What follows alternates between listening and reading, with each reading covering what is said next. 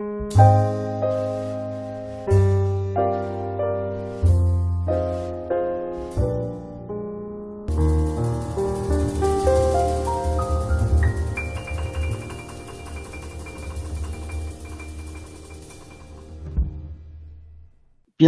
à ce nouveau podcast de la pause ludique par Ludiver.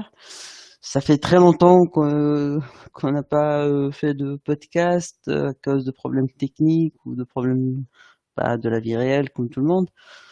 Donc comme toujours, je suis accompagné de Darkman. Salut les gobelins. Alors, qu'est-ce qu'on va discuter? De quoi va-t-on discuter aujourd'hui? Ah, l'art du jeu d'enquête. Ah ouais. Et je précise bien art, parce que c'est Ah tout oui, un l'art. art. Voilà, l'art de faire mener une enquête par vos joueurs. Et on va voir de l'enquête du b.a.-ba jusqu'aux choses très complexes à tiroirs, à multiples ramifications, à la NCIS. C'est concrètement. Ok, d'accord. Donc, si on peut faire du SIS après ce podcast, ça serait très bien. On pouvait le faire avant, mais voilà. Donc, qu'est-ce qu'on entend par enquête dans le jeu de rôle? Tiens, qu'est-ce que toi, quand on dit ce soir, on se fait un JDR, le thème c'est enquête. À quoi tu t'attends quand tu es joueur? Je m'attends à réfléchir déjà en tant que joueur, parce que bon, un jeu de rôle d'enquête, si c'est pas en tant que joueur que tu réfléchis, que tu essaies de comprendre ce que les indices vont mener, vers où les indices vont mener, c'est pas très intéressant. Donc, sinon, je pense aussi à du Cthulhu. Dans le jeu de rôle, c'est souvent lié aussi. Oui, effectivement. Alors moi, je pense plus à vraiment un vrai jeu d'enquête qui est Maléfice, où là, parce que c'est dans Cthulhu, on peut se battre. Hein, mais dans Maléfice, il n'y a aucune règle de combat, c'est de la pure enquête. Alors, quand on dit enquête, c'est à réfléchir, oui et non. On peut prendre une enquête de base. Hein. Exemple, dans le Medfan, je reprends mon scénario initiation. Il faut trouver c'est Azazar le sombre, hein, ce grand sorcier, c'est Nécromant of Doom. Eh bien, le fait d'aller chercher des indices, d'aller interroger les gens de la ville ou des alentours, c'est déjà une enquête en soi. C'est très simple, hein, puisque le MJ va dire, voilà, on va orienter par le RP les interactions des joueurs vers un PNJ qui a des informations, il lui pose des questions, il lâche les informations, plus ou moins facilement. C'est de l'enquête, hein, quelque part, oui. On va rechercher des informations. Ouais, c'est de l'enquête très, très basique, parce que qui dit une bonne enquête dit quand même un certain nombre d'indices, quelques Oui. fausses pistes, voilà, des personnes à interroger. Voilà, bon, là, dans le cas de ce scénario Medfan, oui, il y avait des personnes à interroger, donc ça colle un peu. Ouais.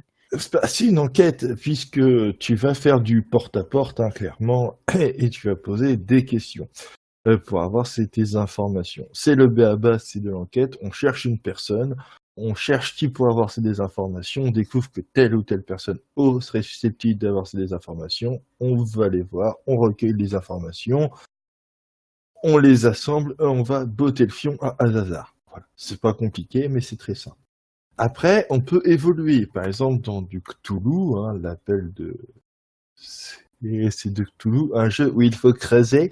Voilà, la petite blague est faite. Effectivement, on va avoir des choses étranges, des disparitions, très peu d'indices. Il va falloir établir des théories. Il va falloir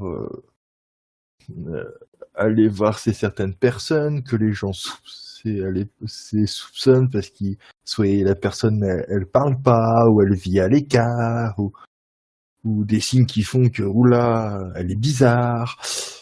Et ça va mener à deux trois fausses pistes et à d'autres pistes pour trouver parfois in extremis le ou les grands méchants de l'histoire. Généralement, dans l'appel de Cthulhu, il n'y en a pas qu'un. Hein. Ils sont deux ou trois. Oui, c'est toujours une petite bande de cultistes. Voilà, soit une petite bande de cultistes ou des profonds, hein, faisons les choses bien. Dans l'appel de Cthulhu, effectivement, on va faire en sorte que l'ambiance soit un élément de l'enquête. Parce qu'il y a une certaine ambiance, hein, dans Cthulhu, c'est des petits villages ou des petits bourgs très isolés. Les gens ont beaucoup de croyances, ils se méfient des étrangers, ils ont plein de secrets, donc il faut instiller cette petite ambiance un peu à la Sleepy Hollow, euh, afin que l'enquête, on puisse y donner tout son cachet. Donc, alors que si on joue c'est du contemporain, on va plus être en mode NCIS, un peu à la Delta Green, on va avoir des moyens scientifiques, des moyens informatiques, et surtout, on va pouvoir avoir des bases de fichiers pour faire faire des comparatifs. Voilà. Oui, bah oui, c'est un peu ça. Oui. C'est un peu ça l'enquête. Mais alors, toi, qu'est-ce que tu voudrais voir quand tu fais de l'enquête? Par exemple, je suis un MJ super honnête, je vous dis, voilà, ça va être une grosse enquête. Je vous propose une campagne en quête. Qu'est-ce que tu attends? Qu'est-ce que tu voudrais voir, toi, en tant que joueur? Quand je te dis grosse enquête. Alors, grosse enquête. hum, Bah, déjà, il y a juste en enquête tout de base. J'aime bien que les personnages que les PJ vont devoir interroger, discuter, soient intéressants, soient vraiment amènent du jeu. Genre, il y a des caractères bien trempés. Enfin, après, ça dépend de quelle façon. Voilà. Donc, sinon, c'est bien sûr.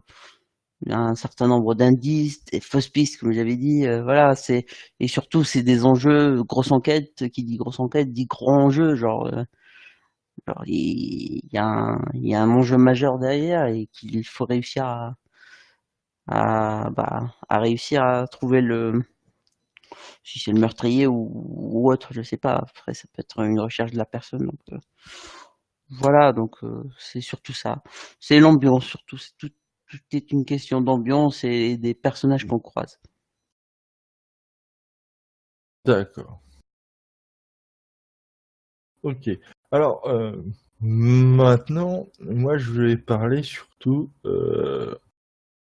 je dirais, du matériel. Parce que quand on fait de l'enquête, il faut que les joueurs puissent prendre des notes. Oui, Et que le MJ, c'est aussi. Parce que là, on va vraiment avoir un jeu d'interaction entre le maître de jeu et ses joueurs. Il n'y a plus de... Il n'y aura pas de confrontation, je veux dire, c'est pas la même adversité. Quand on fait une partie où il va y avoir et du combat, le maître du jeu va jouer c'est l'adversité qui représente un danger potentiellement assez mortel pour les personnages. Là, c'est plus un ping-pong. Donc, il faut que les joueurs aient de quoi noter. Le maître du jeu va donner beaucoup d'informations. Il oui, faut que le maître de jeu note parce que les joueurs vont avoir plein d'idées. Et des hypothèses très très intéressantes. Donc faut pas hésiter à les noter et à s'en servir si elles sont bien. Donc il faut pas faire de scénario trop écrit. Parce que alors là, sinon, il va falloir, soit on est capable de broder très vite, soit on va être perdu. Donc, moi, je donne toujours c'est laisser beaucoup de creux afin que les MJ puissent remplir, réadapter. Après, voilà. déjà juste en développant les personnages que les joueurs vont croiser et avec leur but, leur secret et tout. Juste avec ça crée déjà un environnement de jeu déjà assez Ah, intéressant. déjà, c'est intéressant. Ensuite, il faut des images, des plans. Il faut avoir des croquis, un paperboard. Hein, clairement, c'est l'objet indispensable. Donc, avec Roll20 autres, on peut émuler des paperboards. quand on est à table autour d'une table avec les potes, bah, entre le paquet de chips et le paquet de bière, on met une feuille et des crayons, quoi. Et puis on va faire les plans.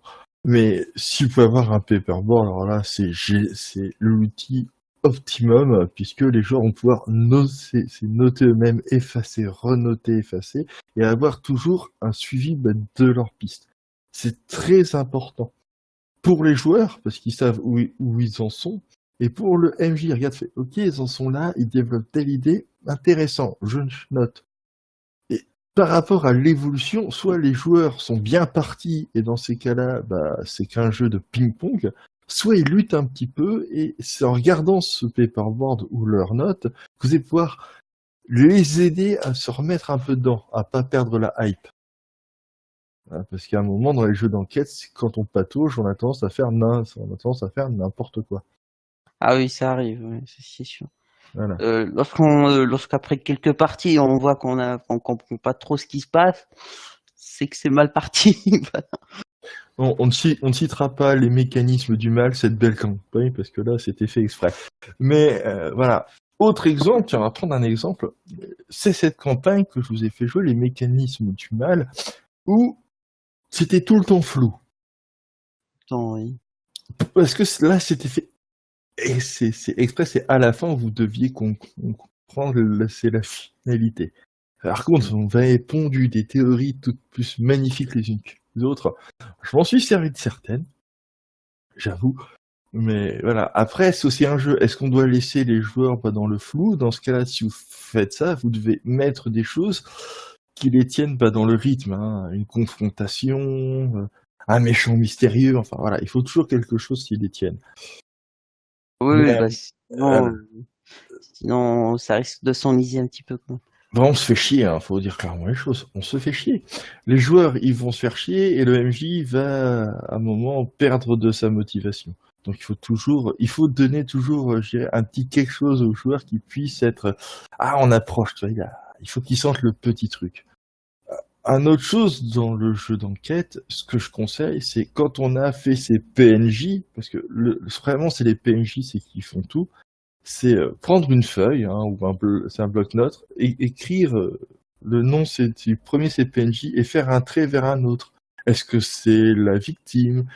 Est-ce que c'est une connaissance de l'autre CPNJ? Est-ce qu'ils ont des liens étroits ou pas? Est-ce qu'ils s'aiment? Est-ce qu'ils se détestent? Et faire Une map, ça, c'est parfait pour ça aussi. voilà. Et quand on fait ça, déjà le maître de jeu peut dire, ok, je vais cerner mes PNJ quand ils vont être interrogés. Est-ce qu'ils vont plus aider celui-là ou enfoncer l'autre pour donner des fausses pistes? Quels sont le ou les coupables et leur motivation? Si on fait une enquête sur un meurtre, exemple, eh ben on tue pas une personne, c'est comme ça au pif, quoi. Il y a toujours une motivation, la vengeance, la jalousie, l'argent. Enfin, ça peut être un truc bateau, hein. Vous aviez fait une sombre arnaque, l'autre a découvert c'est votre affaire, il a voulu vous faire chanter, vous l'avez éliminé. C'est très bête, mais c'est une bonne motivation. Et comment ce PNJ qu'est-ce qu'il va être en place pour ne pas se faire toper? Une fois c'est qu'on a ça, je dirais que l'intrigue elle est écrite. Elle est écrite. Après, c'est les joueurs qui vont faire le boulot et c'est là on rentre dans le ping-pong. Finalement, l'enquête, c'est pas si compliqué que ça. Mais il faut faire pour moi en amont ce travail qui est long, mais qui est vraiment la base. Ce qui fait que c'est que les joueurs vont s'apercevoir à un moment qu'il y a anguille sous roche entre les deux. Ou entre tel PNJ et tel PNJ, il y a des choses louches. Est-ce qu'ils sont proches? Est-ce qu'ils s'aiment pas? Voilà. Donc, ça va leur permettre, eux, de remonter petit à petit jusqu'à la solution. Oui, oui. Je pense que mettre en place un scénario d'enquête en utilisant les personnages non joueurs, c'est plus intéressant que tout de penser comme ça, genre je vais mettre, bon, il va y avoir un meurtre, donc je mets indice 1, indice 2, indice 3, un truc comme ça. Parce qu'il y a, en fait, il y a une technique, c'est la technique, je crois, des 3 indices, un truc comme ça. Oui. Je pense qu'il est plus intéressant vraiment de développer autour des personnages et après ça se fait quasiment tout seul. Bah, après, le truc, c'est des 3 indices, c'est bien quand on a du joueur qui débute, parce que l'enquête, quand on débute le jeu de rôle, c'est pas super aisé, hein, parce qu'il faut noter, il faut réfléchir, enfin, c'est pas compliqué, mais beaucoup de gens ne sont pas très très à l'aise au début. Ils débutent, bon. C'est vrai que des indices, ça peut aider ces personnes à se mettre dans le bain.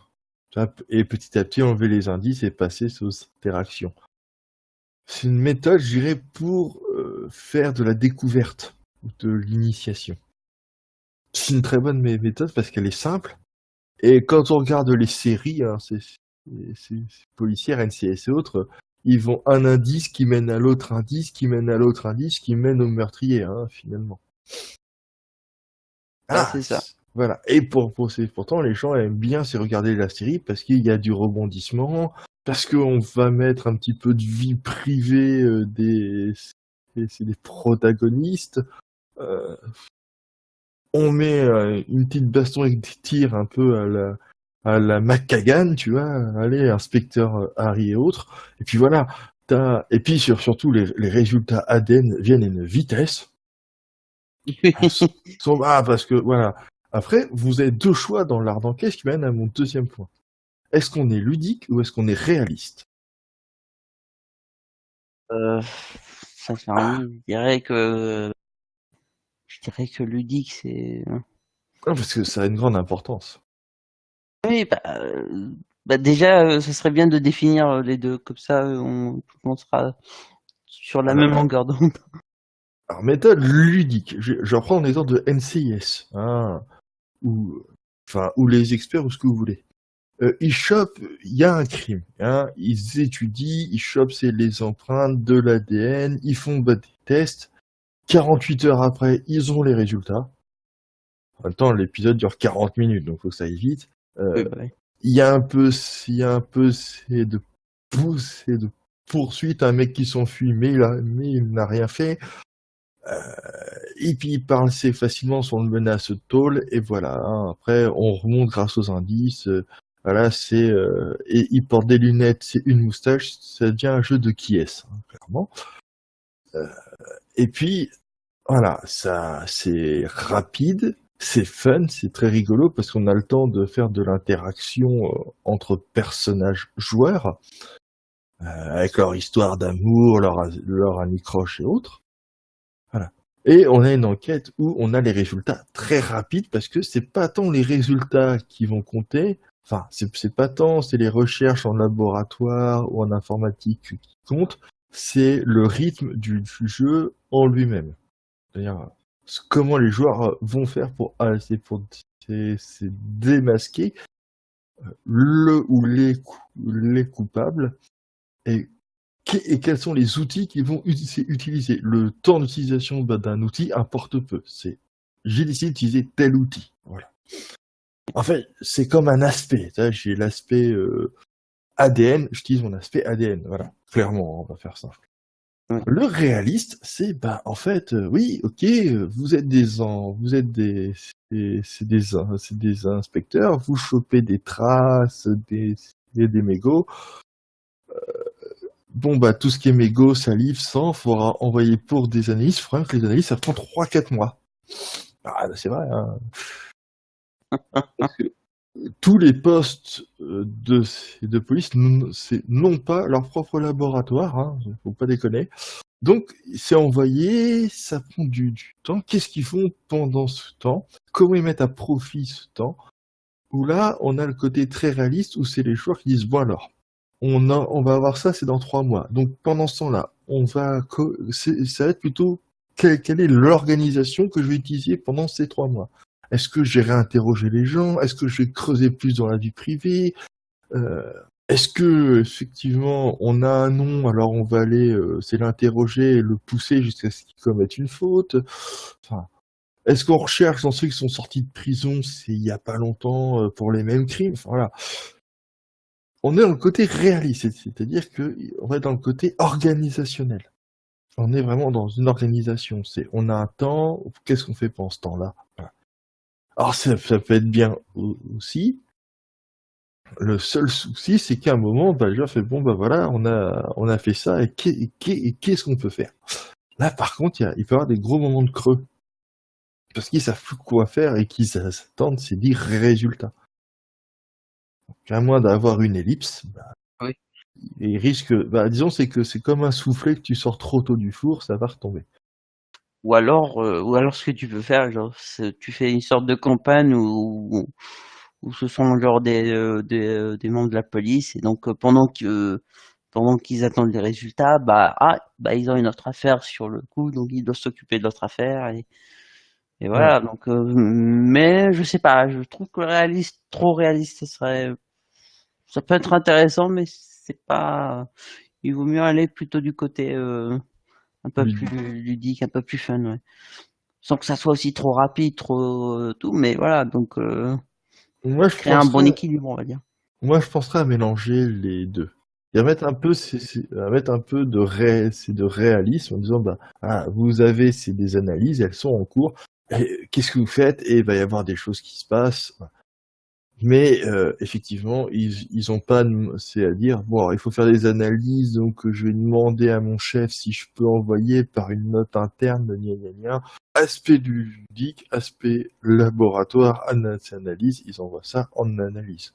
Voilà, il n'y a pas besoin de jouer la scène de la personne qui fait une demande pour une analyse. Oui, oui. Parce que sinon, ça va être chiant. Bon. Voilà.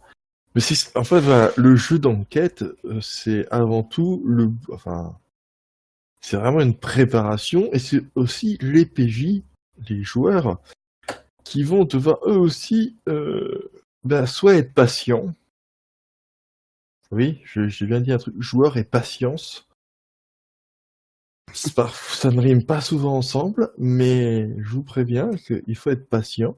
Il va falloir que le maître de jeu soit conciliant, parce qu'il y a des joueurs qui vont être paumés, donc ils n'auront pas pris de notes parce que ils pensaient à autre chose ou ils étaient dans autre chose. Et dans ces cas-là, il faudra leur rappeler les faits. Bon, il faut être conciliant avec ses joueurs. Ça aussi, c'est pas facile. Surtout quand on répète 17 fois la même chose. Ça parle de... Oui, voilà, ça peut arriver. Et puis, c'est pas fait pour tout le monde, le jeu d'enquête. Parce que c'est vrai, il faut être honnête, il y a des MJ, l'enquête, ça les saoule. Hein. Et ils aiment bien faire des trucs avec du combat, de l'épique, mais Oui, l'enquête, c'est pas leur truc. Voilà. chacun ses préférences. Voilà. Et puis, il y a des joueurs, ils essayent l'enquête, ils disent tiens, je vais essayer, ça peut être fun, et finalement ils disent non, ça me plaît pas. Alors c'est pas mon truc. Bon, est-ce que là, le joueur, il va pas rester exprès, c'est pour vous faire plaisir. Donc c'est pas pour tout, c'est pas pour tout le monde. Alors, je vais pouvoir donner après plein de conseils et trucs et astuces pour faire des enquêtes de niveau. C'est débutant, c'est un niveau psychopathe. C'est très rigolo. Mais le truc, c'est l'enquête. Il faut déjà aimer les séries, se bouffer des séries d'enquête, que ça soit Dick Tracy, Inspector Harry, NCIS, New York Police Judiciaire. Enfin, même les vieilles séries, Hawaii Police d'État, enfin tous ces trucs-là. Oui, il y en a plein. Et si vous arrivez à trouver des idées, c'est pour des scénarios, c'est bon, c'est que l'enquête c'est fait pour vous, c'est que vous aimez ça. Si au bout de 3 épisodes ça vous fait chier, parce que bon, tout le temps, c'est vrai que c'est très répétitif, bon voilà, vous dites ok, je ferai pas de l'enquête. Voilà. Ça c'est un bon moyen, je vous jure. Faut faire toute une saison entière c'est des experts ou autres, c'est un moyen pour savoir si vous pouvez faire de l'enquête ou pas. Et voilà. Ah oui, parce que c'est tout. Quand tu regardes, c'est tout le temps, mais c'est la même chose. Il y a un crime, hop, on interroge les témoins, on prend des pistes, des indices, analyse ADN, 48 heures plus tard, on les a et paf paf. NCS, il est du ludique. C'est purement ludique. Hein. C'est j'ai aspect analyse, aspect ADN, hop, on a ci, on a ça. Voilà. Bon, c'est en fait, c'est une ellipse. Voilà, clairement, il y a une ellipse dans l'enquête, mais on ne le dit pas, on ne le voit pas, parce que les trucs c'est pris dedans et boum boum boum. avec, Ouais. avec une love interest quelque part ou deux, une engueulade entre coéquipiers, c'est à manger c'est mon flanc, putain, enfoiré. L'autre, il pleure, ils se font la gueule, et puis, il y en a qui ont couché ensemble, mais il fallait pas, voilà, en fait, il suit ces trucs-là juste pour savoir ce qui se passe entre les protagonistes. Oui, Parce oui, que c'est surtout. l'histoire d'enquête, si tu t'en fous. Voilà. Mais si vous arrivez à supporter ça, c'est bon. Hein, au bout d'une saison, vous pouvez vous dire, ok, je peux faire de l'enquête en tant c'est que MJ. Moi, j'aime bien ça. Parce que l'enquête, et là, on va venir sur un point, c'est aussi les personnages joueurs entre eux, ces protagonistes. Quelles sont leurs relations entre eux? Quelles sont leurs relations avec les antagonistes?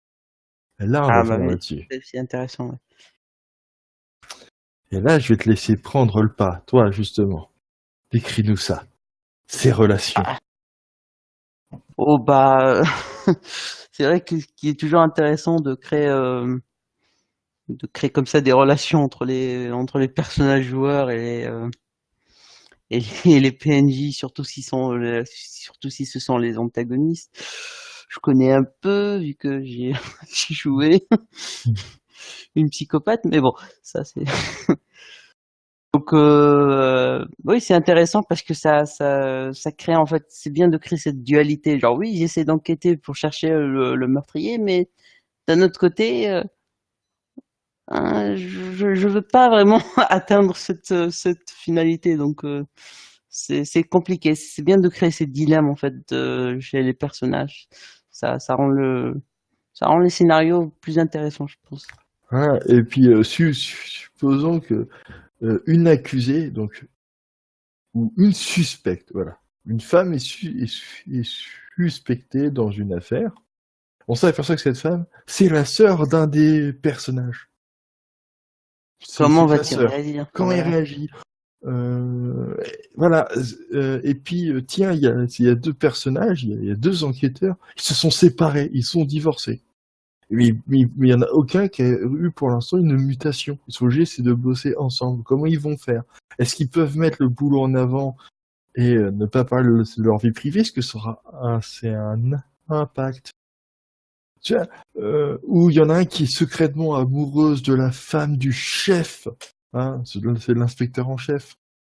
Et le problème, c'est que, bah, voilà, il sait pas trop quand il est mal à l'aise avec l'inspecteur en chef. L'inspecteur en chef sent qu'il est mal à l'aise, mais il ne sait pas pourquoi. Tout ça, et c'est ça qui est bien, c'est que vos joueurs vont devoir résoudre l'enquête avec des personnages qui entre eux ont des relations plus ou moins conflictuelles ou amicales, c'est des petits secrets, et, il faudrait c'est que l'enquête puisse frôler les secrets des personnages sans qu'on les découvre. Oui. Par exemple, un enquêteur avait une dette de jeu auprès de gros Tony, un membre de la mafia, et il a payé et autres, hein, et de temps en temps, bah, comme il est du retard, il faut qu'il rende des services à Gros Tony en disant, bah écoute, si ce mec-là, on peut pas assez l'inquiéter ou autre, bon. Il dit, tu fais ça 2 ou 3 fois et ta dette, elle est payée, supposons. Et qu'une affaire, bah, c'était quelqu'un de proche je sais pas, c'était un ami. C'est un ami de ce gros Tony qui s'est fait descendre en son enquête, genre, ah là, ils vont interroger ces gros Tony, ça se trouve, ils vont découvrir c'est que je bosse un peu pour lui. Enfin, tu vois, il faut qu'il y ait un peu ce drama. Là, il y a c'est possible, genre un un ami d'une personne, d'un suspect, décide de prendre en otage en fait un membre de la famille d'un des enquêteurs. Il lui Mmh. dit bon, voilà, donc si tu nous aides, bah je reste en sécurité. Donc voilà, c'est créer ces dilemmes. C'est comme ça que les joueurs sont happés par la campagne. Ils sont C'est comme ça que les séries elles fonctionnent. D'ailleurs, les séries, je vais prendre des vieilles séries comme Magnum, comme Hawaii 5-0. Enfin, les gars, ils avaient c'est des dilemmes moraux, on avait touché à leur famille, on avait, il connaissait la personne, c'était une ex qui était impliquée dans une affaire. Il y avait toujours un truc qui était en lien avec eux. Oui. Ou en lien avec un pote, tu vois, c'était toujours. Quand tu regardes Starsky et Hutch, c'est toujours Huggy, c'est les bons tuyaux. Tu vas avoir, par exemple, une nouvelle série, Lucifer, hein, où la pauvre flic qui bosse avec lui, on l'a pris pour cible, on a failli la tuer 2 fois, on a enlevé et c'est sa c'est sa gamine. Il y a une love interest qui est en train de se créer avec Lucifer, mais les deux ne sont pas prêts. Il y a son ex-mari enfin ex-mari mais qui est pas ex, mais qui bosse ensemble, mais qui lui était trempé, c'est dans un truc machin. Enfin voilà, euh, les histoires, elles sont cool, mais les scènes sur lesquelles elles enquêtent, clairement, ça peut être n'importe quoi, on s'en bat les couilles, quoi. Qu'est-ce qui va se passer entre ces personnages? C'est pour Les ça que enquêtes, ça fonctionne. le cadre en fait, le cadre de ces interactions. Voilà. Bon, l'enquête a une importance quand elle prend plusieurs épisodes, où là tu dis ok, c'est un gros truc et tout. Voilà, donc si tu vas suivre, mais l'enquête de l'épisode, tu regardes, tu vois alors il se roule une pelle, bon c'est bon, il va faire quelque chose, voilà.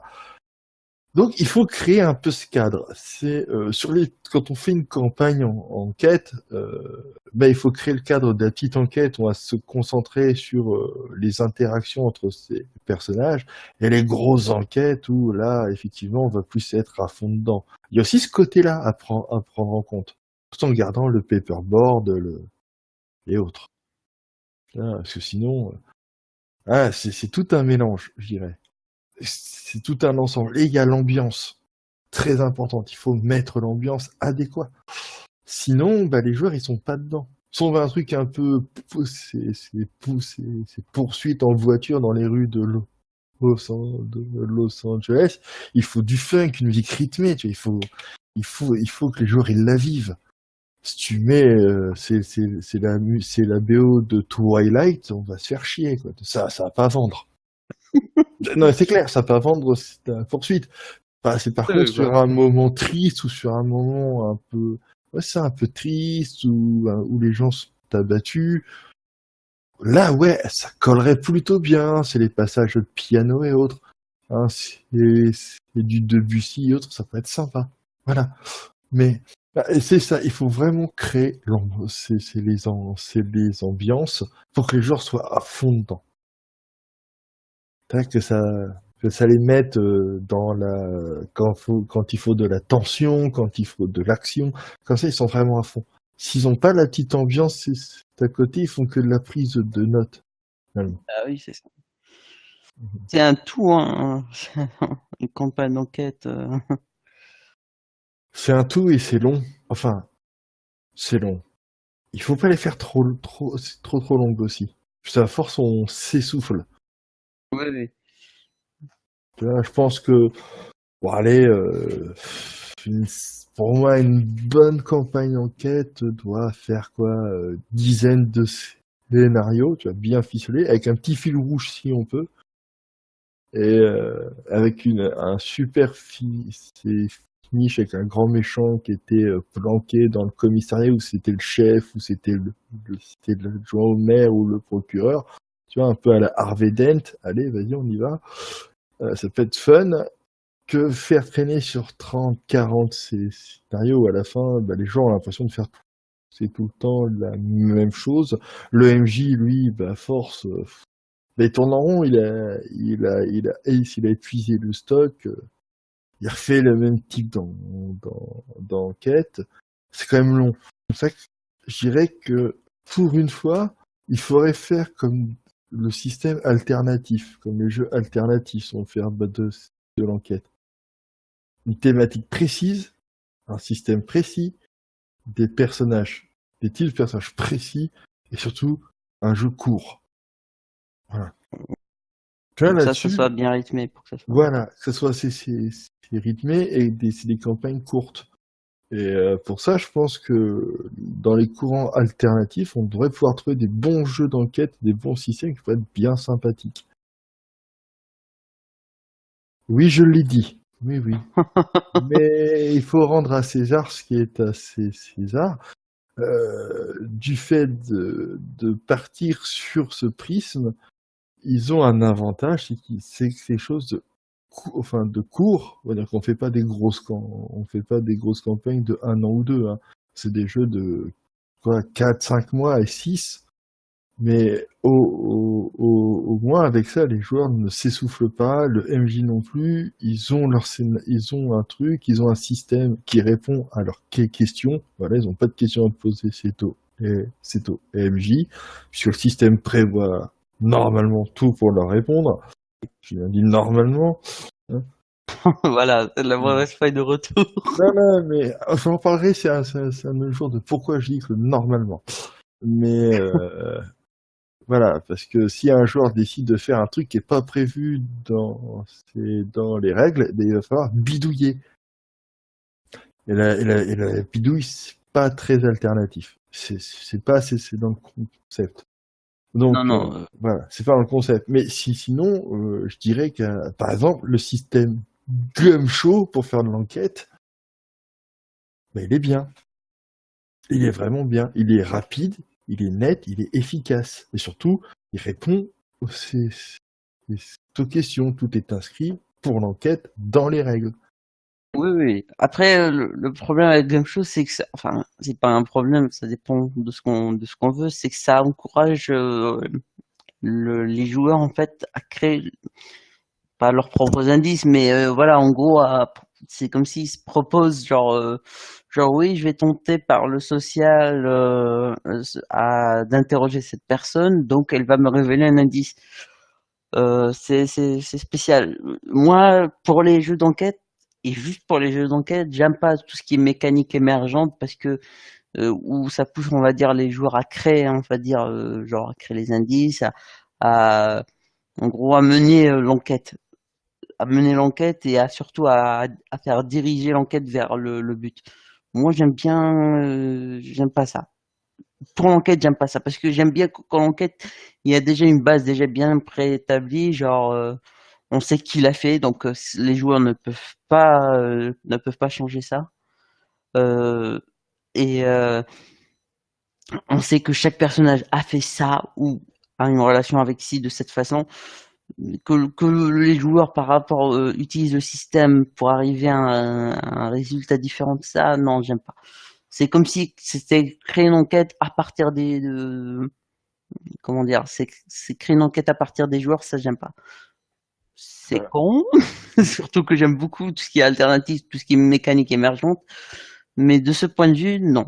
Peut-être parce que j'aime bien tout ce qui est série comme Columbo, et j'aimais bien Columbo, euh, ou euh, voilà, ou certains polars et tout.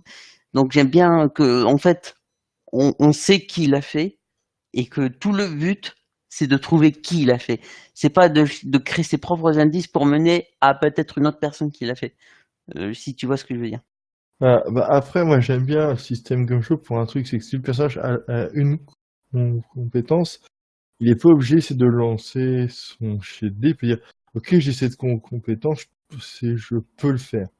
Tu vois Je pense, c'est nécessaire parce que rater un indice qui peut mener vers la suite du scénario à cause d'un mauvais jet, bah ça bloque, on va dire, ça Voilà. bloque le truc. Donc, Ça peut être rigolo, mais voilà. oui, c'est rigolo, mais à un moment, voilà, Voilà. Disons que s'il y a un moment, il y a plusieurs techniques dans le tradi. C'est chaque joueur fait un jet, tente sa chance et vous avez loupé. Soit il y a un joueur qui dit, moi je veux fouiller un petit peu plus, je veux prendre mon temps. Et soit non, c'est d'autres personnages qui est là pour fouiller aussi, il va avoir un bonus à son jet. Et généralement, s'il prend son temps, après il dit je prends vraiment mon temps, je suis minutieux. Quand tu dis voilà, s'il te décrit bien le truc, tu dis c'est fait pas de jet, tu vas trouver le truc à un moment. Voilà. S'il dit je fouille comme ça, c'est à l'arrache, tu vas me faire un jet, quoi. Voilà. Ça, tout est la description du joueur. Après, les systèmes où les gens disent ouais, mais moi je voudrais que, enfin, par le truchement, en fait c'est pas un tel, mais c'est un tel parce que ça m'arrange. Bon, ce genre de système n'a pas sa place à ta table. Je suis un dictateur. Christophe, si tu nous écoutes, je te dédicace ce mot dans le vrai sens du mot. C'est dictateur. Hein. Dictateur bienveillant, on va dire. Bienveillant, voilà. Mais c'est pas le truc, c'est pas le propos, mais par exemple, je vais être dans le sens où, bah oui, mais les règles, voilà, voilà, c'est dans le sens de la romantique, je suis un magistrat détenant les pleins pouvoirs nommés en situation de crise, voilà. Et donc, je vais édicter les règles. Mes règles, la méta, c'est non, ce genre de choses, ça ne fonctionne pas. Voilà. Je fais mon dictateur. Mais le but aussi, c'est qu'à un moment, il faut aussi laisser les joueurs nous apporter des choses. Oui, bah oui. Non, Voilà. mais la démarche peut être intéressante. Genre, par exemple, il y a le système en fait de sang et honneur qui est aussi utilisé sur House of the Blooded, qui permet en fait tout ce qui est narration, on va dire partagée, enfin autorité de la narration partagée. C'est genre par exemple, tu arrives sur une scène de crime, tu dis oui, j'utilise tu réussis un G, donc c'est un G. Si tu réussis un G, tu as le contrôle, on va dire, sur la narration. Et tu dis que, en fait, je remarque que il y a un bout de tissu que je reconnais qui appartient genre aux vêtements d'une personne que je connais. Donc c'est possiblement lui qui l'a fait. Or c'est possible que ça soit donc en gros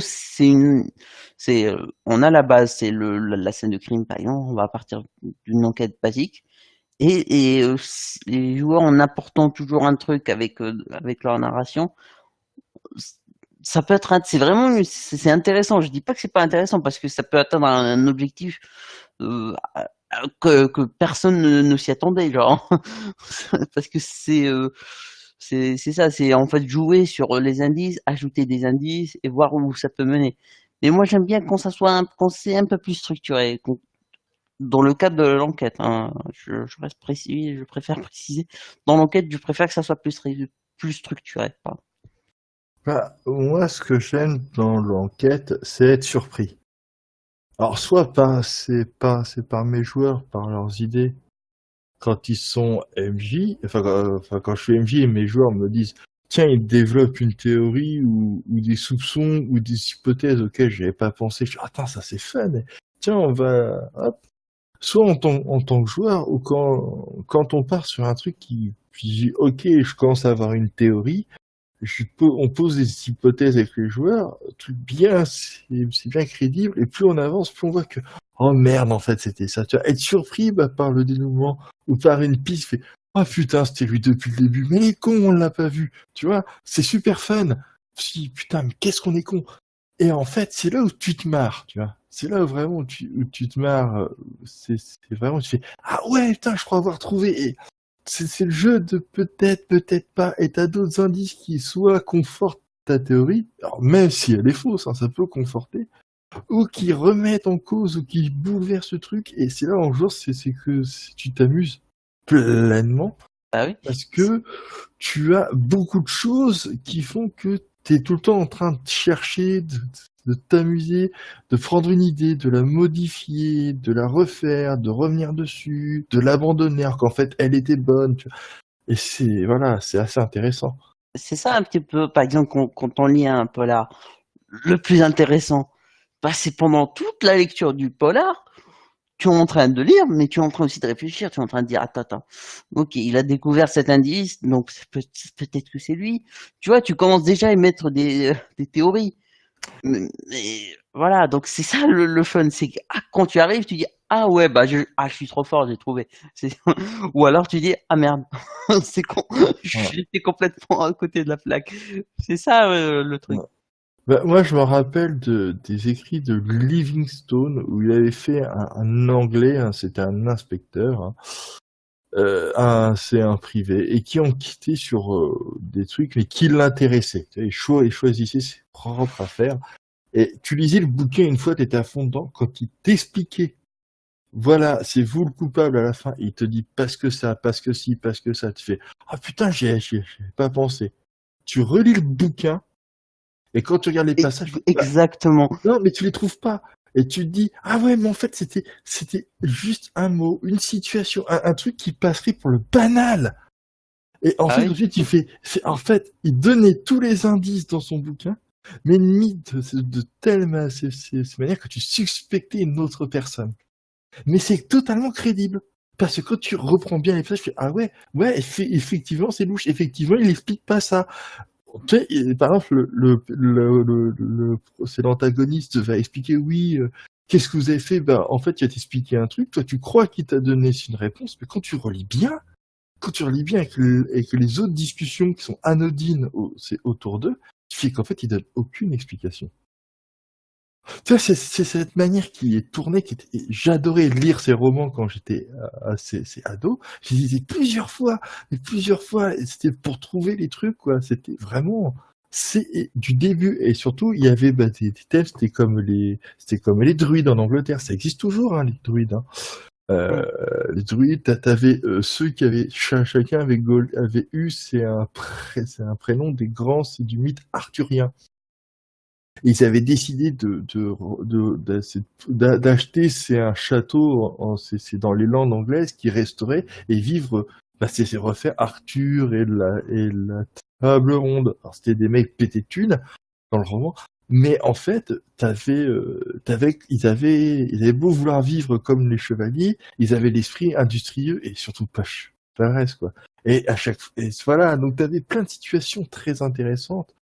Et j'avoue que je pourrais remettre la main dessus, c'est dans des cartons qui partent chez mes parents, mais je pourrais remettre la main dessus. Voilà, c'est des bons romans, et c'est vrai que niveau enquête, quand je suis joueur, c'est ce que j'attends. Bah oui. C'est ça que j'attends, c'est ce côté. C'est vrai que dans cette discussion, c'est le petit truc bien, il est subtil. Moi, c'est la subtilité que j'aime. C'est bête, hein, mais voilà. Ouais, non, mais je comprends. C'est ça l'art du jeu d'enquête pour moi. Parce que bon, oui, c'est intéressant, encore une fois, je te l'ai dit, c'est vraiment intéressant. Ça peut être très fun, genre d'avoir juste la base et de laisser voir les joueurs, genre en leur laissant développer leurs propres indices et tout, où ça peut mener. C'est se dire, finalement, mais qui ça va être, qui est en fait l'assassin? Mais, pour moi, non. Pour moi, il y a une réponse, elle est déjà établie. Je dois, en réfléchissant aux indices que j'ai, établir des théories, essayer de disséquer tout ce qu'on a pu croiser et se dire peut-être que c'est lui en fait. Et c'est ça le fun. Et si à la fin, le MJ te dit oui, mais t'as pas, quand j'avais dit ça, tu t'avais pas compris. Ah, mais non. Là, c'est super quand tu peux enregistrer de manière audio les parties, très très rigolo. Alors là, quand les joueurs peuvent se réécouter, il fait, mais attends, il nous avait baisé là, la MJ là. Ça fait, tu vois, ça peut être très très drôle. Ah, oui. Mais ouais, c'est vrai que le jeu d'enquête, c'est super intéressant. Moi, c'est pour ça que j'aime bien, c'est mon côté tradi qui ressort. Je suis comme toi, mais il faut le truc c'est déjà écrit. C'est le ou les commanditaires, le ou les coupables sont déjà inscrits, c'est gravé dans le marbre, c'est eux. Maintenant, c'est le pourquoi et comment remonter et comment éviter, c'est tout le jeu de fausses pistes et les intrigues autour d'eux qu'il y a entre eux, mais entre eux et aussi nos PJ, quelles sont les relations et les intrigues. Et quand c'est une belle pelote de laine et que tu t'amuses à défaire tous les nœuds pour faire une belle pelote lisse, c'est un plaisir, quoi. Ah oui, Voilà. c'est ça le truc. Par contre, est-ce qu'il serait intéressant de faire comme un épisode de Colombo, dire commencer par le meurtrier, parce que dans Colombo, c'est toujours c'est le meurtrier, ce début, Toujours, on le ouais. voit, il est tué, Ouais. et à dire aux joueurs, voilà, c'est le meurtrier, comment vos personnages ont fait pour le coincer, on fait un flashback, comment vous avez fait? Est-ce que ça pourrait pas être intéressant, ça? Ça peut être intéressant, ouais. Et là, c'est de démonter toute l'enquête. Dire, voilà, vous l'avez attrapé, mais comment? Rappelez-vous, comment vous avez fait? Hein, et là, c'est les joueurs. Là, on vient sur une autorité partagée. C'est ça. Ça, je me sens sale un peu, mais bon. Là, oui, là, ça peut vraiment être intéressant parce qu'on sait qui c'est et on essaie un peu à la Colombo. Voilà, ce Colombo, lui, il ne sait pas. Voilà. Mais là, je Après, il parle le que sait très vite, hein. Il le sait très vite, il cherche des preuves, en très fait. vite. Ouais, il cherche les preuves. Mais là, je parle que les joueurs et les personnages savent qu'ils ont c'est arrêté cette personne. On commence par la scène d'arrestation, le final. Et voilà. Comment vous en êtes arrivé là?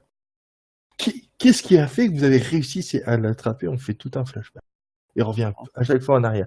Mais on a trouvé ça, mais comment vous avez trouvé? Parce qu'en fait, ça a amené à ça, à ci, et on voit tout le développement, mais à l'envers. Oui, ça peut être intéressant. En OS, ça peut être vraiment intéressant. Mais c'est pareil, là, il faut broder, il faut improviser, il faut que ça soit rapide.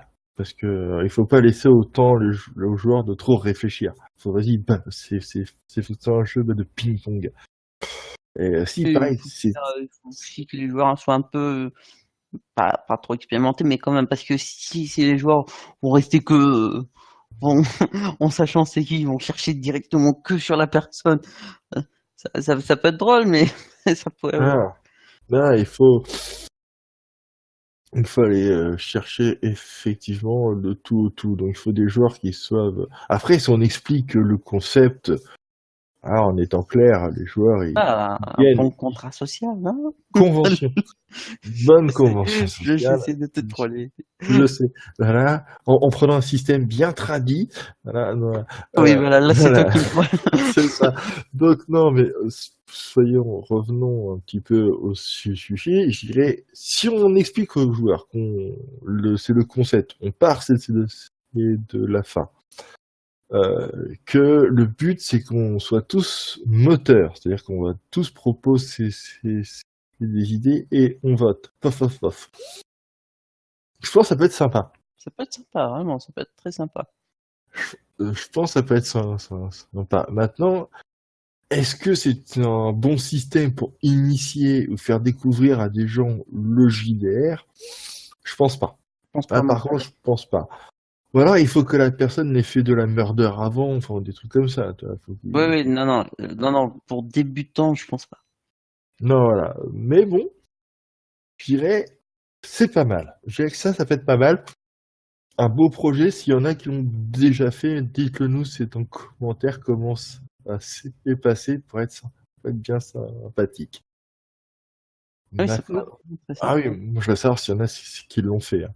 Maintenant, on va passer au dernier point, c'est comment construire une enquête. Enfin voilà, c'est les outils d'une enquête binaire jusqu'au chiffonnier intergalactique. Comment construire une enquête? Voilà, C'est toi le bâtisseur d'enquête, donc je te laisse. C'est moi le bâtisseur. Alors, je vais prendre un exemple. On va commencer par le concept simple. Hein. On va prendre Linda. Voilà, notre personne, c'est Linda. Linda vient en pleurant au commissariat car son mari a été tué. Hein. Voilà, simple et net. Son mari est pété de thunes. C'est la seule héritière, donc forcément, elle est suspecte, hein, Linda. Bon. C'est très simple.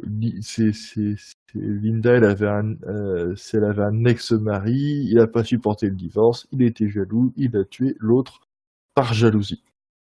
Donc, ça peut être simple, net et efficace, mais les gens, il faut se concentrer sur Linda, comme quoi c'est la seule héritière de toutes la fortune, et pour que les gens creusent dans la vie de Linda et découvrent cet ex-mari. Oui. Voilà, simple, net, efficace, un triangle, voilà. Ça, c'est le b.a.-ba. Ça peut faire un bon OS, ça peut être rigolo. On va reprendre Linda. Deuxième cas de Linda. Ah non, mais Linda, elle va beaucoup servir. Linda. Je reprends Linda. Linda, elle vient, elle déclare toujours le meurtre de son mari, qui est riche. Ils ont 2 enfants, ok? Voilà. C'est Linda travaille. Elle est aussi pétée de thunes que son mari, donc l'argent, elle s'en fout. Elle a un ex-mari qui a un alibi qui était à l'autre bout du monde. Voilà, pour son boulot. D'accord. Voilà. Donc, du coup, on va fouiller dans la vie du mort, parce qu'ils ont tous un alibi en béton. Et puis, on va découvrir que le mari, c'est de Linda, hein, c'est notre mort. Eh bien, il avait des affaires un peu louches. Et puis, il fréquentait certains clubs un peu bizarres. Ça, c'est du SM ou du bondage, enfin des trucs un peu sales, hein. Mais un peu, voilà, un peu sales, hein. Qui avait certaines passions, c'est pour la drogue. Enfin, on fait des trucs un peu noirs et qu'en fait, justement, il aurait eu des grosses têtes de jeu. Et ce qui fait que ça peut donner un meurtrier extérieur, qui peut être intéressant, un meurtrier lambda qui ne touche pas à sa famille ou à ses proches, mais ses proches vont découvrir une vie secrète de de la victime. Et ça va avoir un impact, parce que comment les personnages joueurs vont-ils devoir annoncer ça à chaque découverte qu'ils font, aux proches qui restent, hein. Est-ce que vous saviez que votre mari fréquentait un club de bondage et échangisme, la cage noire? Hein, quoi, pardon? Voilà, ça, bon. C'est comment ils vont apprendre ça, comment ils vont amener ça. Donc on a un jeu et de relations. Ça peut être super intéressant. Donc là, le but n'est pas de trouver qui a tué. C'est pas le but principal, c'est comment gérer ces informations et comment les transmettre sans heurter les gens, sans que ça parte au scandale. Surtout que le type a 2 enfants, donc... Voilà. Bon, on reprend Linda. On va l'aimer, Linda. On reprend Linda. Donc, c'est le troisième cas. On va aller un peu plus loin. Linda, donc c'est son mari, riche, les 2 gosses. Sauf que son mari, c'est l'ami d'enfance du procureur. Ok? Donc le procureur, il va vous mettre c'est sur l'affaire, il va vous mettre la pression constamment. Et c'était mon pote. Et que elle sait que son meilleur ami, de son mari, c'est le procureur et qu'il la protège. Donc, non seulement les joueurs, les personnages vont devoir faire une enquête et vont découvrir des choses un peu sombres, c'est sur le cher mari, c'est de Linda, mais il y aura le procureur qui dira au fait, c'était mon ami, bougez-vous. Donc ils ont aussi une pression derrière. Quand ils remonteront les preuves, est-ce qu'ils vont vouloir les croire? Est-ce qu'il va falloir dire non, c'est vous étouffez ça doit pas se savoir? Peut-être que le procureur faisait partie des mêmes clubs, et peut-être que c'est lui le tueur. Et qui met la pression exprès, c'est pour pas qu'il prenne le temps de remonter. Linda, juste comme je le disais. Bon, toujours ses 2 enfants, son mari. Ça commence à aller loin. Il est mort, ils ont tous un alibi. Son meilleur ami, c'est le procureur. Alors maintenant, on va passer à un et les jours des cours. On prend ce même mec, en fait. Linda, sa vie était cachée. Et que c'était un agent des services secrets. Et s'il s'est fait buter, c'est qu'il enquêtait sur une affaire sale, mêlant le gouverneur, carrément le gouverneur, je sais pas, moi, c'est un truc cultique. Tu vois, c'est un culte païen ou un truc un peu sombre à la Cthulhu. Alors, mais là, t'as invité combien de tiroirs, mais c'est rien. Maintenant, on va aller dans le truc ultime. Et là, écoutez-moi bien. Parce que celle-là, je le fais à l'impro, mais je peux vous dire, ça va être grand. Linda vient vous voir parce que elle a retrouvé son mari mort. Ils ont 2 enfants. C'était un mec très riche. C'est le meilleur ami du procureur qui met la pression aux gens en disant c'était mon meilleur ami, vous devez retrouver celui qui a fait ça. Il fréquentait des clubs sales, hein, toujours. Mais le procureur dit vous étouffez ça. En fouillant, il découvre que c'est un agent des services secrets, que cette vie est une couverture, qu'il enquête sur le gouverneur, qui fait partie d'un culte bizarre. Ok? Bon, le gouverneur, en fait, est lui-même inquiété dans une autre affaire de corruption d'un entrepreneur qui était le concurrent du mec mort, de sa fausse identité, hein, c'est du mec mort. Et comme il voulait faire placer ce gars, il avait envoyé des menaces à notre mec mort qui lui-même enquêté, qui ramenait et qui envoyait des informations aux services secrets, c'était un infiltré pour dénoncer ce culte. Mais qu'en parallèle, un des enfants de ce mec était en fait un des grands prêtres du culte et que c'est lui qui a tout organisé depuis le début pour prendre la place de son père au sein du culte. Ok. Mais bon, vous avez suivi? Voilà. Oui. Voilà. Arrivé à ce niveau-là, ça s'appelle un chiffonnier. Parce que tout est lié, plus ou moins. Et tous les antagonistes sont sales. Tu vois, et que Linda elle-même, en fait, avait une liaison avec le jardinier, qui lui-même était un agent double d'un pays étranger. Voilà, on peut aller loin, on peut aller très loin. Ouais, Il faut que ça reste crédible. Tant que ça reste crédible, c'est oula, voilà, voilà, voilà. Si vous voyez que tous les antagonistes ont un truc à cacher, sont tous liés de près ou de loin à cette affaire. Parfois par ramification. Surtout c'est par ramification. Vous avez une enquête qui va prendre énormément de temps, qui sera rythmée parce qu'il y aura toujours une découverte. Et ils vont jouer dedans, parce qu'à chaque fois, ah tiens, on a découvert ça. Mais attends, c'est-à-dire que notre théorie, elle tient plus, donc ça veut dire qu'ils vont tout le temps être en recherche. Et pour arriver au final, il faut qu'ils disent, putain, on l'avait pas vu. Soit ils se disent ça, et c'est cool, soit ils disent, ah c'est bon, on l'a trouvé, c'est bon, on a le truc, on fonce. Et contre vents et marées, ils foncent, et ils chopent vraiment, c'est le vrai coupable, et quand ils sortent les preuves, mais ils sont super heureux, je veux dire, ils ont réussi le truc, quoi. Puis toi, c'est, en tant que MJ, c'est cool, ils ont dénoué mon affaire, ça fait plaisir, je me suis pas cassé le cul pour rien. Voilà. Voilà, donc, vous voyez, on peut partir du simple triangle B.A.B.A. jusqu'à des trucs mirobolants. En gros, c'est comme ça, en gros. Maintenant, parce que, en écoutant ça, je comprends mieux comment tu développes, en fait, tes intrigues. Tu pars sur une base simple, et t'essaies toujours d'y ajouter quelques couches. En fait, moi je trace, c'est mon organigramme. C'est quand je veux faire du jeu comme ça, je prends mes PNJ importants. Vraiment ceux où s'ils mouraient, il y aurait un impact. Et je crée une enquête, je vais faire un métaplot avec eux. Alors je vais tracer des traits entre eux et je vais faire eux ils s'aiment pas. Voilà, donc je fais un premier truc. Ensuite, je fais une liste. Pourquoi ils ne s'aiment pas? Une petite histoire courte, tu vois. C'est pourquoi ils se soutiennent. Et puis après, je fais, ok, maintenant, quelle serait leur relation avec les personnages qu'ils rencontraient? Comment ils les verraient? En général, plutôt craintifs, plutôt c'est dédaigneux, plutôt serviable. Je leur donne 5 traits de caractère principaux.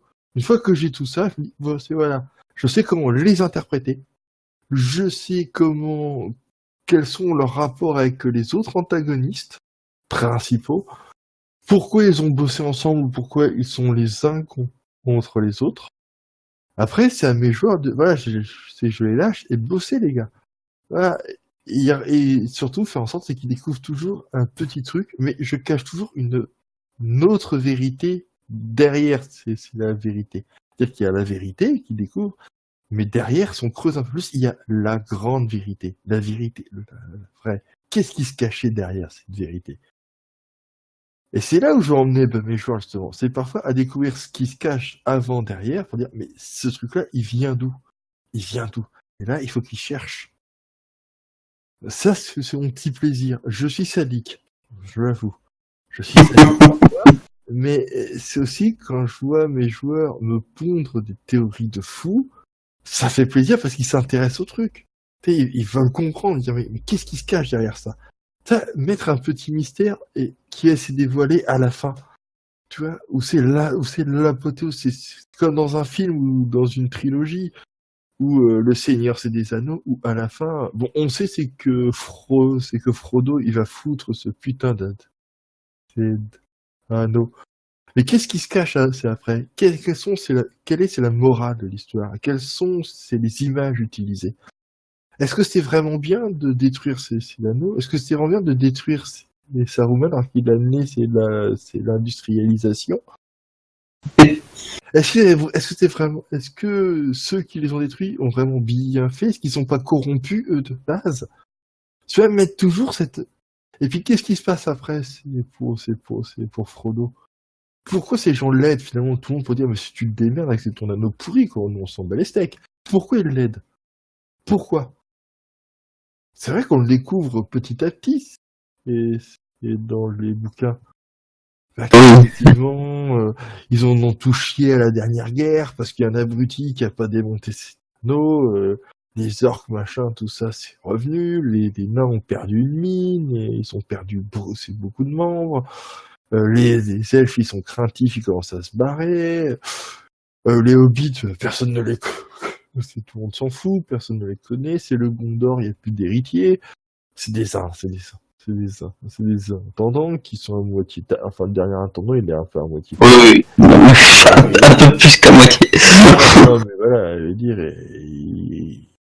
Bon, ils parlent tous de gloire passée, ils sont tous dans le passé. Il y a un Saruman qui se laisse corrompre parce qu'il en a marre d'être le gentil, de conseiller les gens, chaque fois leur donne un conseil et personne ne l'écoute. Bon, je comprends qu'à force, tu dis, je vais tout raser, je vais faire à mon idée, c'est m'écouter. Et puis Sauron, il est attractif. C'est un dieu. C'est un maillard. Merde.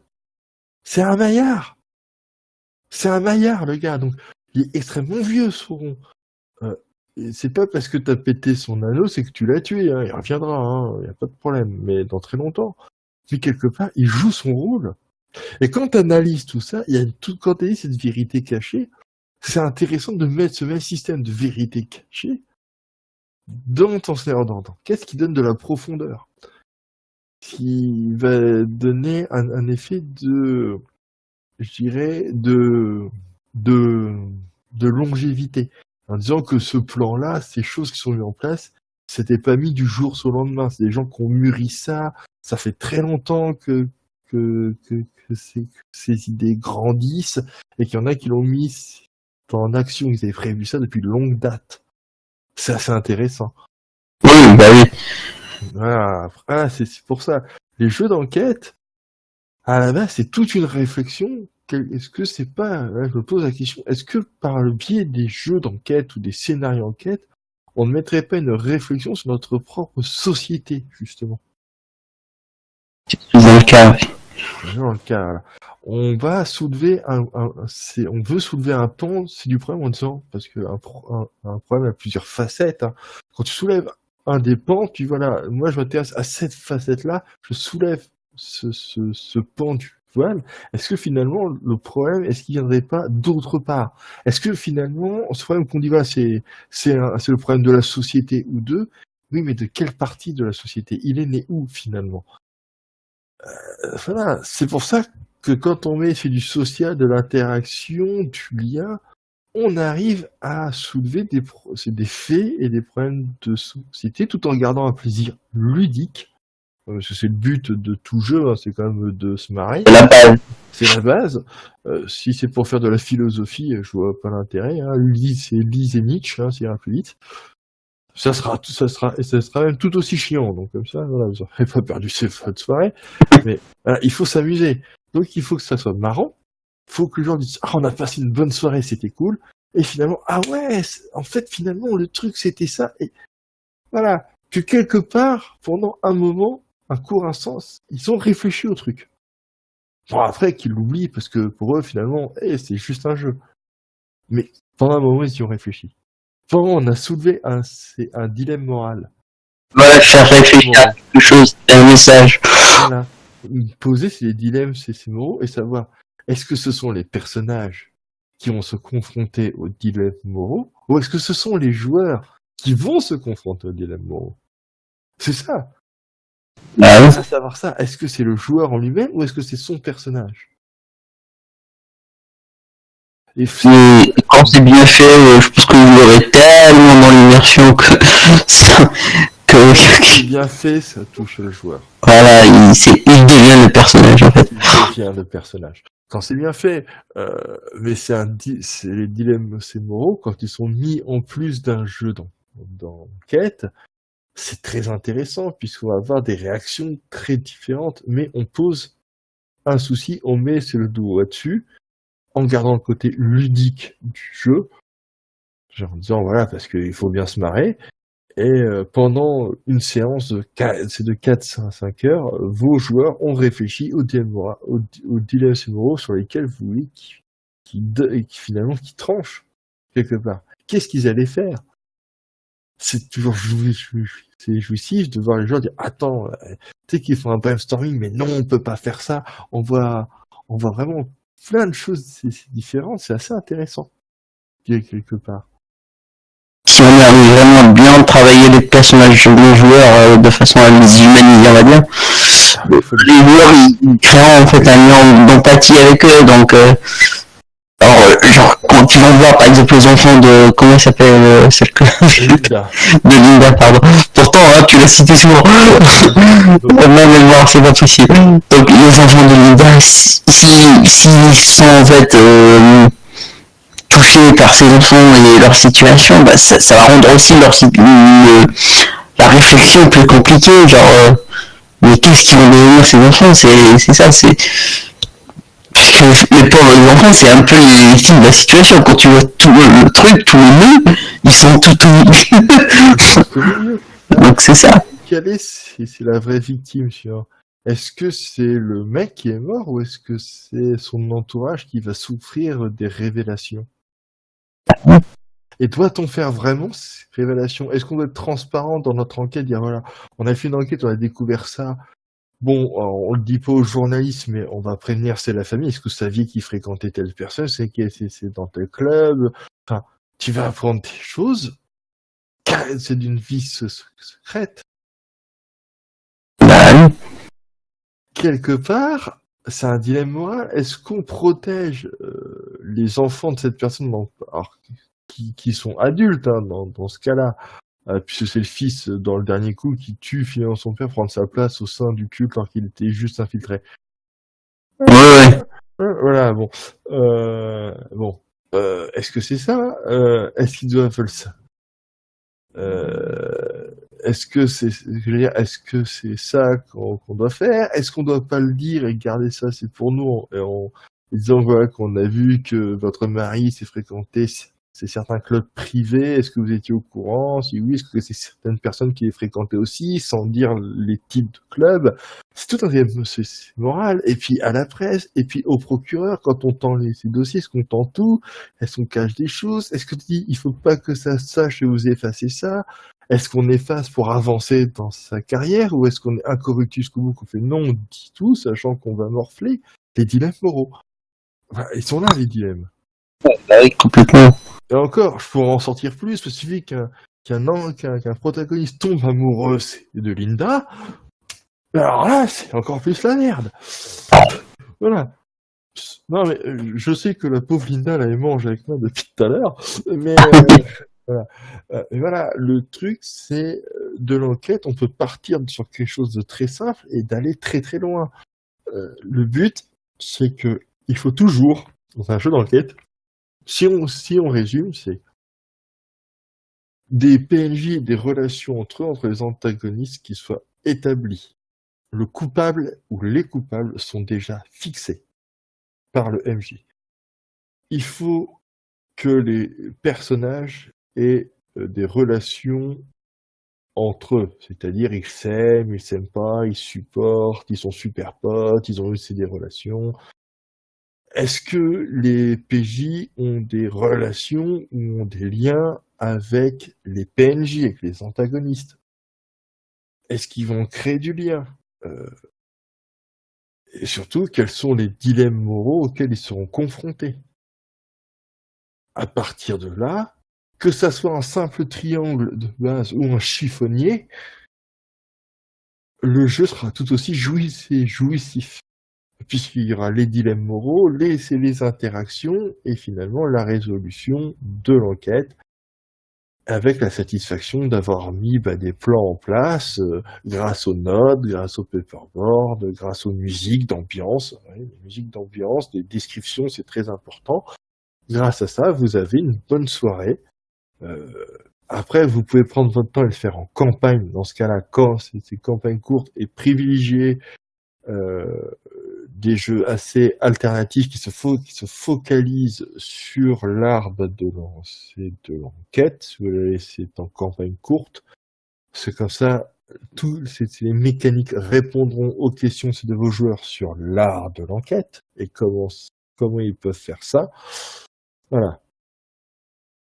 Ou sinon, vous êtes un bricoleur et vous êtes un imaginatif et vous prenez les jeux tradis où vous allez devoir bricoler certaines choses et improviser, souvent sur les questions de règles.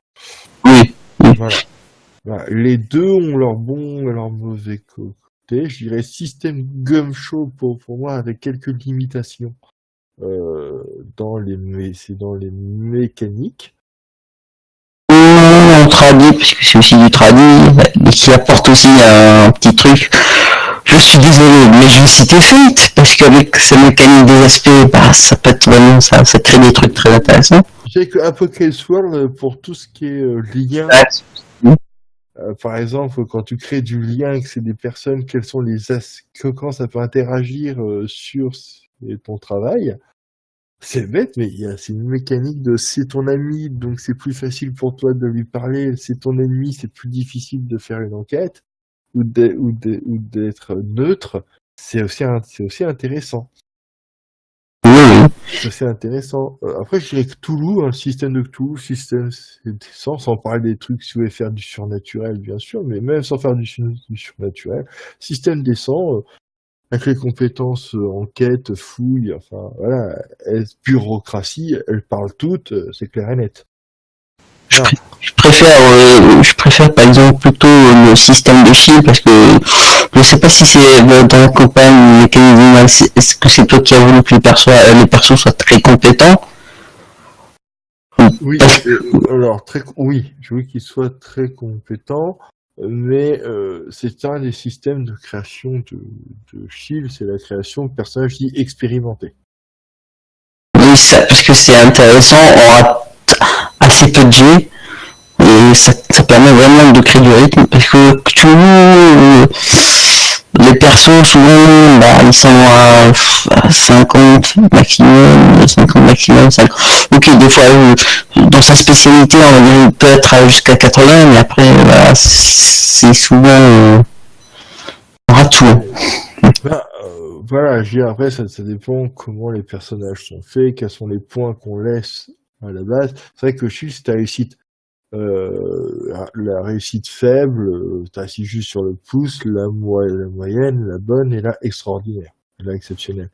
Donc, suivant ton degré de réussite, tu vas avoir quelque chose, sur ton degré de réussite, tu vas avoir des choses en plus. Ça va affiner. Bon. Et aussi, dans des systèmes un peu plus narratifs, je dirais, il y a le système fou qui est très bien aussi. Oui, le système fou, il peut être bien. Après, des systèmes enquête, je dirais le Ubiquity système. Le système Ubiquity, il est bien, puisque déjà, il est simple à prendre en main, et surtout, s'il faut faire un tel nombre, il faut avoir un nombre de succès de base déterminé par le maître du jeu pour réussir une action ou pas. Ce que vous faites, c'est la moyenne de votre total dans la compétence, et que c'est que la moyenne égale ou dépasse le seuil, vous pouvez très bien dire. Mais écoute, si c'est la moyenne de ma compétence, c'est pas jet de dés, j'y arrive. En fait, pas de réussite extraordinaire. Vous pouvez pas avoir de succès excédentaire, par contre. Mais vous réussissez. Vous savez, c'est la moyenne, c'est que vous savez le faire jusqu'à ce niveau. Arriver à ce niveau-là, le niveau, disons, de maîtrise qu'on demande, vous l'avez, donc c'est automatique. Vous le faites bien. Vous le faites proprement. Vous le faites pas en moins de temps, ni en plus de temps, mais dans le temps nécessaire pour ce genre de ces deux compétences et pour ce niveau. Point. Donc, c'est vrai que ça peut aller vite. C'est ubiquité, on le voit souvent pour du pulp et autres, mais il peut être pour tout. Hein. Vraiment, il est très bien, il est très simple à prendre en main. Le Savage World.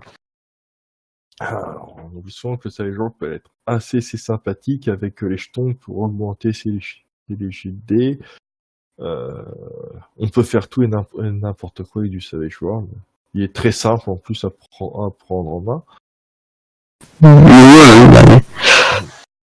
Voilà. Après, il y a le Gumshoe, comme tu as dit aussi, qui est très bien pour ça. Il qui est bien. Après, on a plein de systèmes, hein, je dirais. Après, vous pouvez très bien vous dire, le système, je m'en fous, hein, clairement. En disant, bah, de toute façon, je vais prendre un jeu, il y a une enquête, ok, le système est un peu lourd, mais je vais le simplifier. Et vous faire un petit one-shot avec un système maison, hein. Et vous dites, voilà, je prends c'est trois caractères, 3 ou 4 caractères, je mets un score au niveau de 100, je mets une poule de points de chance, des PV, tel type d'arme, c'est tant de dégâts fixes, voilà, on s'en bat les steaks et roule ma poule, quoi. Ah oui. Clairement, avec des spécialités, ce qui donne c'est un petit bonus qu'on va utiliser, et voilà. Au revoir. Vous avez fait un système dans 2 minutes pour une soirée. Pour faire une soirée autour d'une enquête à l'arrache, vous avez un petit système, voilà. Vous pouvez créer des petits systèmes comme ça, si c'est pour un one shot, voilà. Si vous, voilà, et vous dites, bah, c'est être le RP qui va faire le boulot, et les interactions, les idées des joueurs, ça peut très bien fonctionner aussi. Je suis d'accord. Bon, même le D20, ça peut fonctionner. En gros, le système n'est pas, on va dire, le plus important ici. Voilà. Non, après, il y a des systèmes qui sont plus simples pour répondre aux questions des joueurs ou pour mettre en place des scénarios en quête. Ils seront beaucoup plus simples que d'autres. Mais c'est pas une priorité. Voilà. De toute façon, moi, les systèmes, je les bricole constamment. Donc... Oui, comme tout le monde traduit, j'imagine. Alors ça, il y a beaucoup de tradis qui jouent base the book. Il faut le savoir. Il y a beaucoup de tradis qui jouent base the book. Mais arriver à un certain âge ou arriver à un certain temps de jeu, tu commences à dire que tu commences à bricoler parce que finalement tu dis il y a 2-3 trucs dans ce système qui me gênent et là je fais une petite bricole et ça va nettement mieux. Mais oui, beaucoup de en fait tu commences par jouer by the book, après tu dis les règles fuck it et après tu les bricoles. C'est l'évolution. Voilà. Et surtout que tu laisses plus la part au RP et aux choses que pour les jets de dés. Où ça va donner des bonus aux dés ou des trucs de fou, tu vas être plus conciliant. Enfin, parce que si tu mûris, que tes envies changent et tes perceptions du jeu changent. Hein, mais en tout cas, on fera toujours de la bricole. Et je suis sûr que même si on te donnait un jeu avec un jeu alternatif, je serais capable de bricoler le système pour avoir un truc, autre chose que... Je peux pas m'empêcher de bricoler le système. Je ne peux pas. C'est un toc. Il faut que je le bricole pour qu'il soit vraiment en adéquation avec ma vision du jeu. Quand j'achète le jeu, j'ai acheté ces Polaris 3.1, j'adore cet univers. Il y a 2-3 trucs dans les règles qui m'ont semblé un peu faibles. Je dis, ça c'est pas cool, c'est pour les joueurs. Ou, avec ça, niveau enquête, ça va être un peu chaud. J'ai fait une petite bricole. Ça m'a pris 2 minutes, hein. C'est un tout petit rien. Mais ça correspond à à ma vision. Voilà, ça correspond. Et voilà. Et ce qui fait que quand je le ferai jouer, effectivement, je vais avoir un truc qui va rouler, qui pour moi, je vais pouvoir répondre du tac au tac à mes joueurs. Parce que c'est pour moi, il sera logique. Voilà. Il y aura une petite logique derrière. Voilà. Mais bon. Et dans le jeu d'enquête, je bricole rien. De toute façon, c'est du RP. Pour moi, dans un jeu d'enquête, la principale source d'information, c'est les interactions RP. Les jets de dés, alors je sais ce que j'ai déjà dit, que les jets de dés, pour ceux qui n'arrivaient pas, il fallait les privilégier, c'est le jet de dés. Mais là, non. Non, là, c'est du RP. Là, je vais être intransigeant dessus, ça doit se faire en RP, toutes les interactions. C'est ce qui donne le sel du jeu. Sinon, les joueurs, ils vous font un jet, c'est bon, on a réussi l'enquête, et ça s'appelle un Cluedo. Cluedo, hein. J'adore le Cluedo, hein, j'aime bien. Mais si je fais du jeu de rôle, c'est pas pour faire un Cluedo. Faire du jeu de rôle. Donc là, il faut que ça soit totalement RCRP. Les GD, c'est que sur un jet en informatique ou sur un jet en conduite quand on roule à 200 à l'heure c'est dans les rues au frein à main, tu vois. Ou s'il y a une altercation avec des fusillades à la Starsky Hutch. Ok, là on va faire les jets. Sinon, RP. Clairement RP. Et il est possible aussi de se tourner vers des systèmes OSR qui privilégient aussi ce genre de comment dire, de méthode, on va dire. Oui, bah de toute façon, l'œil noir à la base, hein, c'est 5 caracs et tu te démerdes. Le reste, bah, comment on fait? Bah tu te démerdes, vas-y, RP, sois imaginatif. C'était tellement bien à la bonne époque. Maintenant, on a tout, c'est vrai qu'on a toutes les compétences, tous les machins. Alors c'est bien parce que on sait si un personnage, bah, est-ce qu'il est bon en enquête, il a compétence enquête, ou bah, il l'a pas, c'est-à-dire que bah, il tâtonne, quoi, il va faire ça un peu, c'est à l'instinct. Bon, bah, c'est très bien si tu veux, parce que là, ça permet au joueur de savoir comment interpréter son personnage en telle ou telle situation. Ça laisse moins de flou. Mais il y a un moment où il y a un peu trop, pour moi, de compétences parfois redondantes avec les autres. Ils auraient pu se regrouper ça dans une seule, on aurait gagné du temps. Voilà, donc c'est vrai que parfois il y a des trucs que je me dis quand on était à la bonne époque où bah, c'était mieux finalement. Soit on avait des compétences et on s'en foutait, on s'en servait pas. Soit on n'en avait pas et on s'en foutait. Bah, Sincèrement, moi si je devais faire un jeu d'enquête, je ferais du Fate Accelerated, c'est du Fate, sauf qu'on replace les compétences par des approches. Genre par exemple, tu mets des points, il y a 6 approches, genre flamboyante, prudente, discrète, etc. Et en mettant des points dessus, bah le personnage, lorsqu'il souhaite mettre en place faire une action, il détermine en fait quelle est son approche. Genre s'il veut faire comment on appelle ça, genre une filature, bah ça peut être l'approche prudente ou l'approche discrète plutôt. Ce qui est pas mal. J'avoue, c'est ce qui est pas mal. Ça marche très bien. Ouais, voilà. Fate, c'est vrai que c'est un bon système pour ça. Pour les jeux d'ambiance en quête, Fate, il est très bien puisque c'est vrai que votre personnage, vous allez c'est le construire. C'est un jeu tradi. C'est un système tradi, donc, bah oui. Donc il est encore mieux. Mauvaise foi oblige, mais bon. Mais il a des systèmes avec les aspects. Ça, on fera un podcast sur les aspects parce qu'il y a beaucoup à dire.